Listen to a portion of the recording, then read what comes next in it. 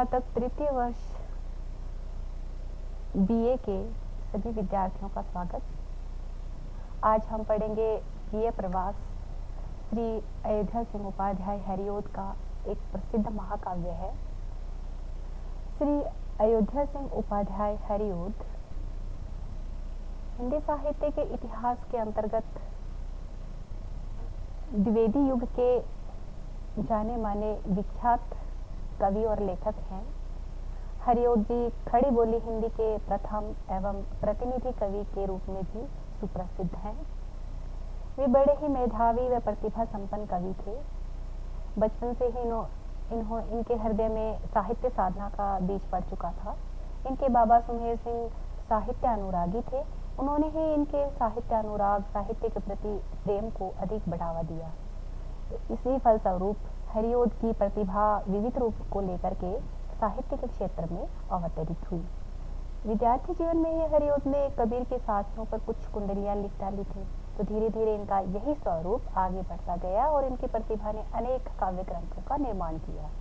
तो हरिओद की साहित्य साधना में फुटकर काव्य, प्रबंध काव्य, उपन्यास, नाटक, इतिहास और आलोचना आदि को महत्वपूर्ण स्थान प्राप्त है। हरिओद जी ने आलोचनाएं भी लिखी हैं और एक सच्चे अनुवादक के रूप में भी अपने आप को प्रस्तुत किया है। तो हरिओद जी ने विपुल साहित्य की सृष्टि की है। तो आज हम बात करते हैं उनके सुप्रसिद्ध महाकाव्य प्रिय प्रवास के बारे में। प्रिय प्रवास हिंदी खड़ी बोली का प्रथम महाकाव्य है। प्रिय प्रवास अयोध्या सिंह हरिओद की हिंदी काव्य रचना है। इसका जो रचना काल है वह सन 1909 से लेकर के सन 1913 तक इन्होंने इस महाकाव्य को लिखा। इसलिए यह महाकाव्य खड़ी बोली का प्रथम महाकाव्य भी कहलाता है। तो इसके नाम से ही जैसे विदित हो रहा है कि प्रिय प्रवास अर्थात विरह का काव्य, कृष्ण काव्य की परंपरा में होते हुए भी ये उन सभी कृष्ण काव्यों से, कथाओं से अलग है। तो हरिओद जी ने इसके बारे में कहा भी है कि मैंने श्री कृष्णचंद्र को इस ग्रंथ में एक महापुरुष की भांति अंकित किया है, ब्रह्म के रूप में या किसी अवतारी पुरुष के रूप में नहीं। तो कृष्ण चरित्र को इस प्रकार अंकित किया है जिससे आधुनिक लोग भी इस बात से सहमत हो सके इनके विचारों से। तो कवि ने कृष्ण का चरित्र चित्रण मनोवैज्ञानिक दृष्टि से किया है और उनके व्यक्तित्व में सहानुभूति, व्युत्पन्नमतित्व और कर्म कौशल आदि है। तो कृष्ण के चरित्र की तरह प्रिय प्रवास की जो राधा है, नायिका है, तो उनके चरित्र में भी एक नवीनता का पुट है। उसमें विरह की विकलता नहीं दिखाई देती है बल्कि व्यथा की गंभीरता है। तो कृष्ण के प्रति उनका जो प्रेम है वह एक वसुधैव कुटुंबकम का है। विश्वात्म और उसकी वेदना है वह लोक सेवा बन गई है। तो अयोध्या सिंह उपाध्याय ने राधा का चरित्र चित्रण इस प्रकार किया है। तो वह कहती है, आज्ञा भूलूं न प्रियतम की, विश्व के काम आऊं, मेरा को मार रस भव में पूर्णता प्राप्त हुए। तो इस प्रकार राधा का एक वसुधैव कुटुंबकम अर्थात कि उन्होंने पूरी लोक सेवा के अंतर्गत रह करके उनका चरित्र चित्रण किया गया है। तो कि जैसा कि नाम से स्पष्ट हो रहा है कि इसका जो मुख्य प्रसंग है वह क्या है कि परिवार और समाज के प्रिय कृष्ण का वियोग अर्थात किसी प्रिय का प्रवास। तो इसकी जो कथा वस्तु का जो मूल आधार है वह श्री मद्द भागवत का जो 10वां स्कंध है, जिसमें श्री कृष्ण के जन्म से लेकर उनके यौवन, कृष्ण का ब्रज से मथुरा को प्रवास और लौट आना वर्णित किया गया है। तो सारी जो कथा है वह 2 भागों में विभाजित है। तो पहले से, क्योंकि इस महाकाव्य में 17 सर्ग हैं, तो पहले से 8वें सर्ग तक की जो कथा है उस कथा में कंस के निमंत्रण से लेकर के अक्रूर जी ब्रज में आते हैं तथा श्री कृष्ण समस्त ब्रजवासियों को शोक में छोड़ करके मथुरा चले जाते हैं। तो 9वें सर्ग से लेकर के 17वें सर्ग तक की जितनी भी कथा इसमें निहित है, उस कथा में कृष्ण अपने मित्र उद्धव को ब्रजवासियों को सांत्वना देने के लिए मथुरा भेजते हैं। राधा अपने व्यक्तिगत स्वार्थों से ऊपर उठ करके मानवता के हित के लिए अपने आप को न्यौछावर कर देती हैं। तो राधा की प्रसिद्ध उक्ति भी है कि प्यारे जीवे जग हित करें, गेह चाहे ना आवे। कि वो चाहे कि यदि वो पूरे लोक का कल्याण कर रहे हैं तो वो चाहे घर वापस ना आए। इस महाकाव्य में कृष्ण एवं राधा का जो रूप वर्णित हुआ है साधारणतः परंपरागत रूप से अलग है, भिन्न है। तो कृष्ण का चरित्र जन साधारण के लिए एक प्रेरणा स्रोत है। द्विवेदी युग में देश प्रेम, स्वाधीनता, विश्व बंधुत्व, मानवतावाद और सुधारवाद की जो लहर चली उसका स्वर प्रिय प्रवास में सुनाई पड़ता है। शिवदान सिंह चौहान का कहना है कि प्रिय प्रवास में कृष्ण अपने शुद्ध मानव रूप में विश्व कल्याण के काम में रत एक जन नेता के रूप में अंकित किए गए हैं।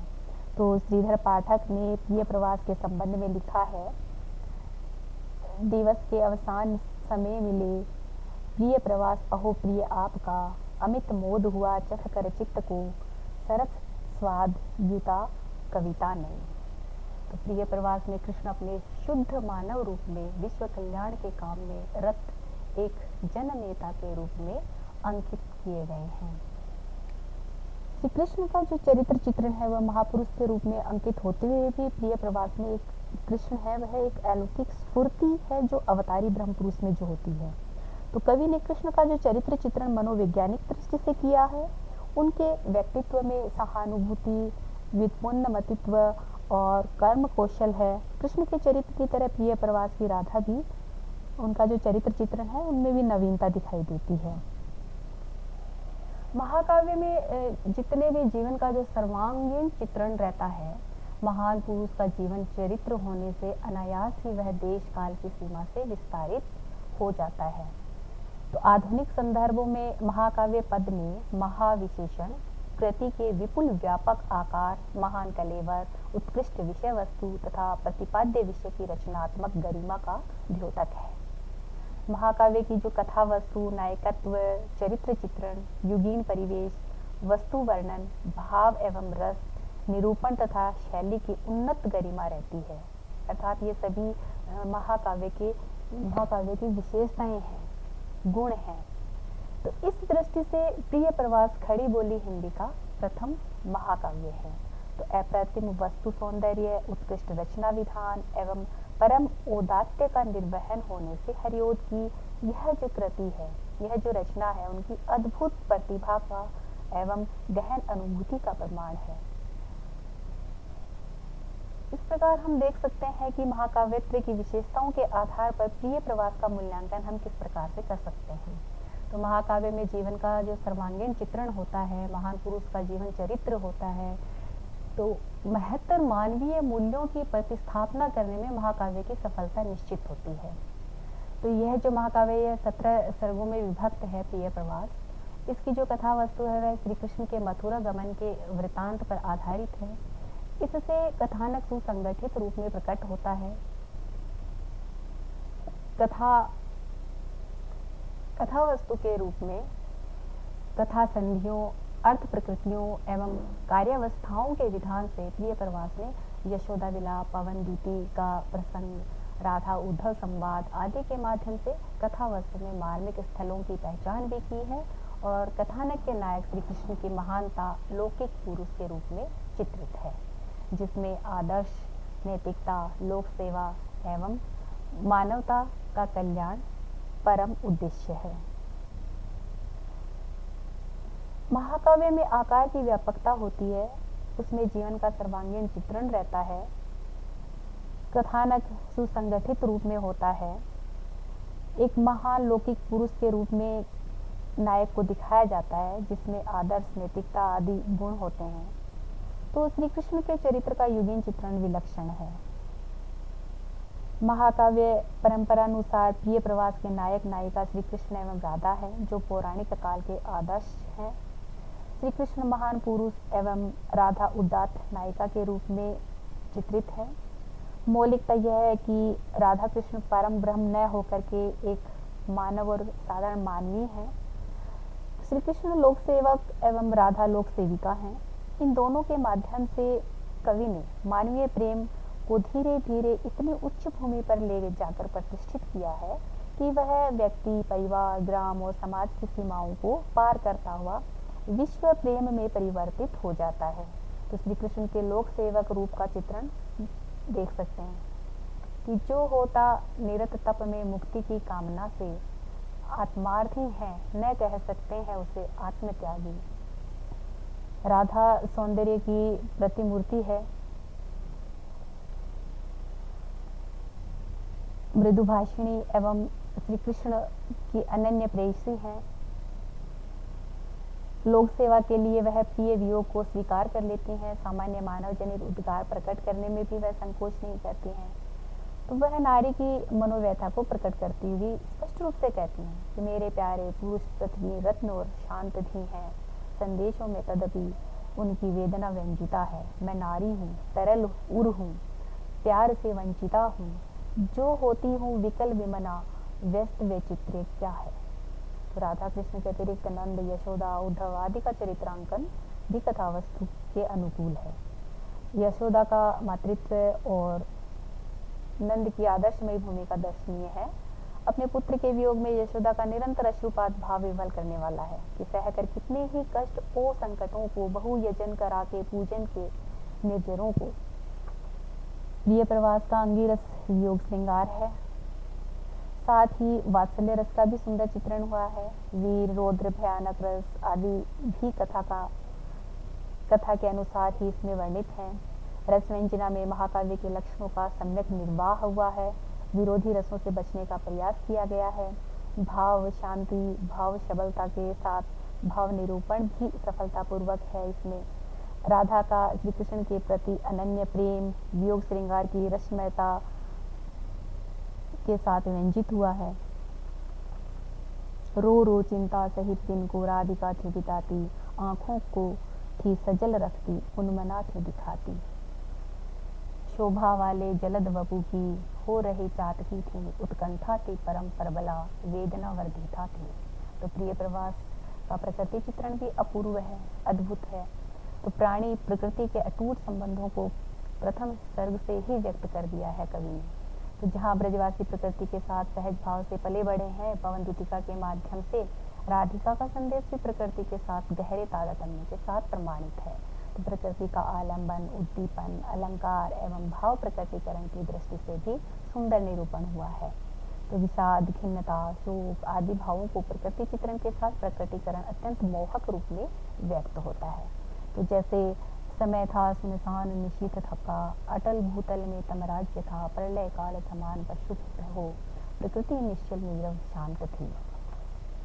प्रिय प्रवास का मूल लक्ष्य विश्व मैत्री, विश्व प्रेम, विश्व कल्याण की भावना है। श्री कृष्ण के चरित्र को मानवीय रूप देकर लोक सेवा में तत्पर दिखाया गया है। इसके साथ स्थायी मानवीय संबंधों का सम्यक विवेचन हृदय तत्व के साथ किया गया है। तो जहाँ माता पिता, प्रेमी प्रेमिका, सखा सखी निरंतर सुख दुख में साथ देते हैं और पथ की बाधा नहीं बनते, वरन लोक सेवा को परम उद्देश्य मानते हुए सहभागी बनते हैं। तो आधुनिक मानव में मानवीय मूल्यों का संचार हो तथा स्वयं के लिए नहीं बल्कि लोक के लिए जीने की अमूल्य प्रेरणा है। तो श्री कृष्ण का यह कथन इसी उद्देश्य को प्रकट करता है। वो कहते हैं, है आत्मा का न सुख किसको, विश्व के मध्य प्यारा, सारे प्राणी सरुचि इसकी माधुरी में बंधे हैं, जो होता है न वश इसके, आत्म उत्सर्ग द्वारा एकांते है सफल अवनि मध्य आना उसी का। तो काल विधान में कुछ नवीनता भी है। मंगलाचरण के स्थान पर प्रकृति वर्णन से काव्य का आरंभ किया गया है। नायक नायिका आधुनिक मानव मानवी के रूप में है। काव्य ग्रंथ का नाम चरित्र प्रधान ना होकर के घटना प्रधान है।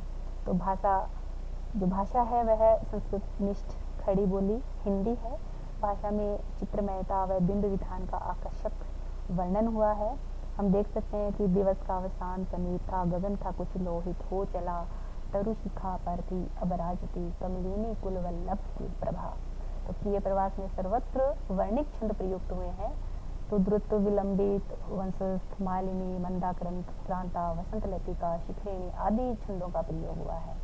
तो संस्कृत काव्य ग्रंथों की भांति ऐतुकांत और अंत्यानुप्रास रहित है। अलंकार सशक्त, स्वाभाविक एवं भावों की अभिव्यक्ति करने वाले हैं और इसमें शब्दालंकार, अर्थालंकार आदि सभी का वर्णन किया गया है। उपमा, रूपक, उत्प्रेक्षा, दृष्टांत, निदर्शन, संदेह, प्रतीप, उत्प्रेक्षा, व्यतिरेक आदि अलंकार यत्र तत्र प्रयुक्त मिलते हैं। अलंकारिक विधान है, कोमलकांत पदावली का वर्णन है, अनुप्रासिक भाषा का निदर्शन द्रष्टव्य है। तो वस्तुतः 1914 ईस्वी में रचित हिंदी खड़ी बोली का प्रथम काव्य युगांतकारी घटना है। तो महत्व विषय, उदात्त चरित्र, महान उद्देश्य, खड़ी बोली, संस्कृत छंद, भिन्न तुकांत भी आदि महाकाव्य की रचना के विलक्षण गुण हैं। तो भक्तिकालीन रीतिकालीन प्रवृत्ति का चिन्ह दिखाई नहीं देता, बल्कि युगानुकूल संदेश के साथ भारतीय नवजागरण की दिशा में श्रेष्ठतम मानवीय मूल्यों का वर्जन करने वाला है। तो वैज्ञानिक युग की विभीषिका में मानवतावाद का जयघोष है। यह मनुष्य की महत्ता, जीवन की सुंदरता, प्रेम की शक्ति, मानवीय संबंधों की तरलता एवं भारतीय सांस्कृतिक विरासत की गति प्रदान करने वाली रचना है। और इस रचना को मंगला प्रसाद पारितोषिक भी दिया गया है। धन्यवाद।